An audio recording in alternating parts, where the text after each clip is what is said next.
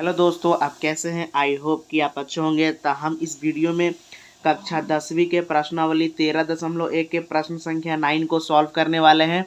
तो इसे ध्यान से देखिए कि जो प्रश्न संख्या 9 है वो आखिर है क्या। ठीक है, लकड़ी के एक ठोस बेलन के प्रत्येक सिरे पर एक अर्धगोला खोदकर निकालते हुए एक वस्तु बनाई गई है, जैसा कि आकृति 13.1 में।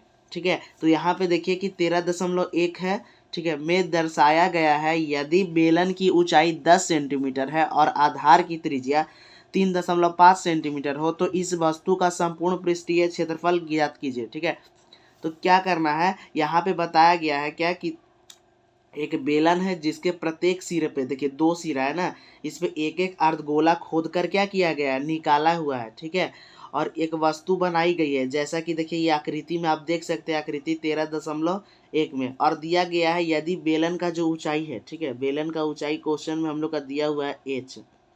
देखिए यदि बेलन की ऊंचाई 10 सेंटीमीटर, ठीक है, तो 10 सेंटीमीटर हम लोग लिख देते हैं। बेलन की ऊंचाई कितना है, 10 सेंटीमीटर है और आधार की त्रिज्या 3.5 सेंटीमीटर। देखिए जो आधार का त्रिज्या त्रिज्या आपको पता होगा, यहाँ से यहाँ तक का दूरी। ठीक है, यहाँ पे हम नहीं लिख रहे हैं। ये जो त्रिज्या होता है वो कितना दिया हुआ, 3.5 सेंटीमीटर है। ठीक है, आधार का त्रिज्या। यहाँ देखिए, तो इस वस्तु का संपूर्ण पृष्ठीय क्षेत्रफल ज्ञात करना। ठीक है, तो यहाँ पे देखिए हम लोग को संपूर्ण पृष्ठीय क्षेत्रफल क्या करना है, ज्ञात करना है। तो एक बेलन है और देखिए ऊपर से क्या किया हुआ, खोद के एक अर्धगोला निकाला गया है और नीचे से भी खोद के अर्धगोला निकाला गया। तो सबसे पहले बेलन का वक्र पृष्ठीय क्षेत्रफल निकालेंगे और उसके बाद क्या करेंगे, अर्धगोला का दिखेगा जो ऊपर से, तो एक गड्ढा दिखाई देगा और वो गड्ढा अर्धगोले के जैसा होगा। तो अर्धगोला का पृष्ठीय क्षेत्रफल और फिर देखिए एक नीचे और अर्धगोला है, इसका पृष्ठीय क्षेत्रफल को जोड़ देंगे। ठीक है, तो सबसे पहले देखिए यहाँ पे हम क्या करेंगे कि बेलन का जो पृष्ठीय क्षेत्रफल होगा, ठीक है, तो बेलन का होता है 2πr/h। और देखिए ऊपर का अर्धगोला का पृष्ठीय क्षेत्रफल एक ऊपर है, तो इसमें प्लस करेंगे क्या, अर्धगोला का पृष्ठीय क्षेत्रफल तो होता है 2πr²। फिर एक नीचे अर्धगोला है तो इसका पृष्ठीय क्षेत्रफल अंदर वाला, ठीक है, तो इसका भी होता है 2πr²। ठीक है, तो इस फॉर्मूला पे हम इसको बनाएंगे। तो चलिए आइए जो सबसे पहले दिया हुआ है सो लिख लेते हैं। ठीक है, तो हमारा देखिए यहाँ पे ध्यान से क्या दिया हुआ है, लिखेंगे हम लोग, हल करना स्टार्ट करते हैं। यहाँ लिखते हैं हल। ठीक है, तो दिया हुआ क्या है, देखिए यहाँ पे कि बेलन की ऊंचाई 10 सेंटीमीटर है। ठीक है, तो यहाँ पे लिख लेंगे दिया है क्या दिया हुआ है, बेलन की ऊंचाई कितना है बेलन का, हमारा 10 सेंटीमीटर है। ठीक है, ऊंचाई को हाइट बोलते हैं और एच से इसे सूचित करते हैं, 10 सेंटीमीटर है। ठीक है, और क्या दिया हुआ है, त्रिज्या। ठीक है, आधार का त्रिज्या, देखिए आधार का त्रिज्या हो गया यानी बेलन का त्रिज्या। आधार का त्रिज्या बोल रहा है, इसका मतलब बेलन का ही त्रिज्या, जो बेलन का त्रिज्या है ना वही हमारा क्या, अर्धगोले का भी त्रिज्या होगा। तो यहाँ पे लिखेंगे कि बेलन की त्रिज्या बराबर होगा किसके त्रिज्या के, यहाँ पे देखिए अर्धगोले के त्रिज्या के। ठीक है, तो अर्धगोले की त्रिज्या।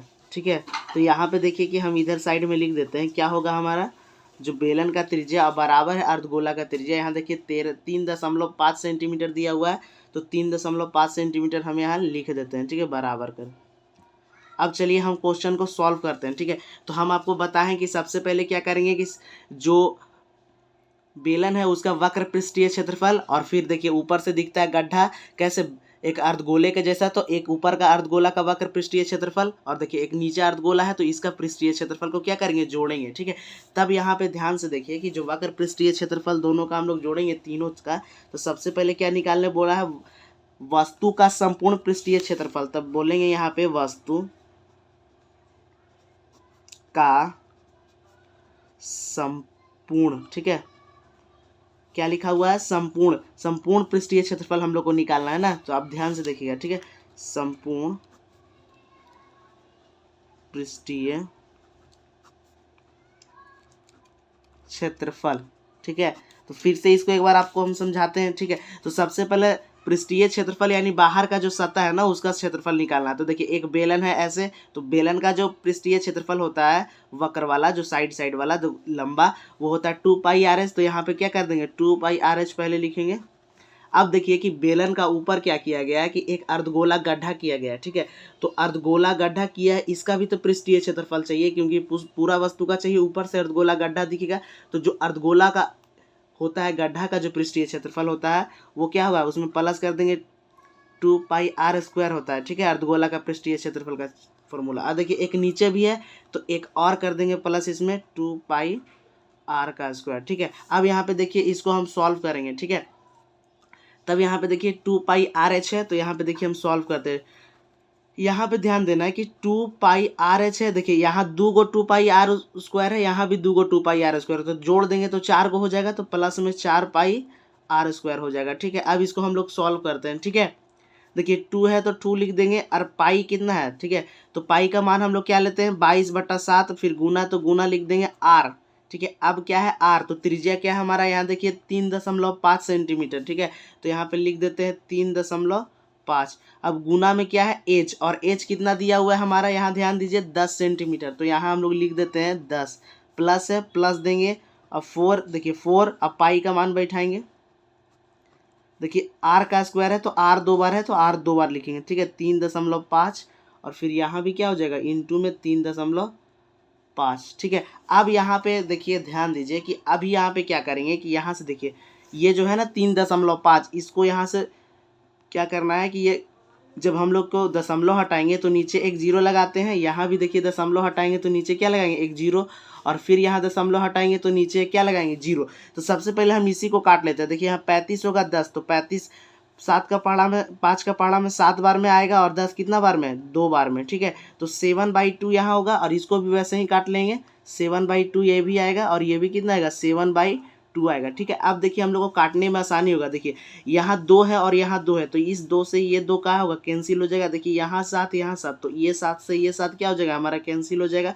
अब क्या बचा इस साइड हमारा 22 × 10 बचा, क्योंकि नीचे 1 हो गया और नहीं भी लिखेंगे तो हमारा चलेगा, ठीक है। तो 22 × 10 है, देखिए प्लस है तो प्लस देंगे। अब इधर भी काट लेते हैं हम लोग, देखिए 7 से ये 7 कट जाएगा, ये 2 से देखिए 4 है तो 2 बार में कटेगा, फिर नीचे 2 है तो फिर ये 1 बार में कटेगा, ठीक है। अब देखिए क्या ऊपर बच गया 22 × 7, ठीक है, तो 22 × 7, ठीक है। यहाँ देखिए कि 22 का पहाड़ा 10 बार पढ़ेंगे तो क्या आता है हमारा 220 आएगा, प्लस से प्लस, ठीक है। और जब 22 का पहाड़ा हम लोग कितना बार पढ़ेंगे 7 बार पढ़ेंगे, तो हमारा कितना आएगा 22 का पढ़ा यदि हम लोग 7 बार पढ़ लेंगे ना तो फिर हमारा 154 आता है, ठीक है। आपको टेबल याद रहना चाहिए।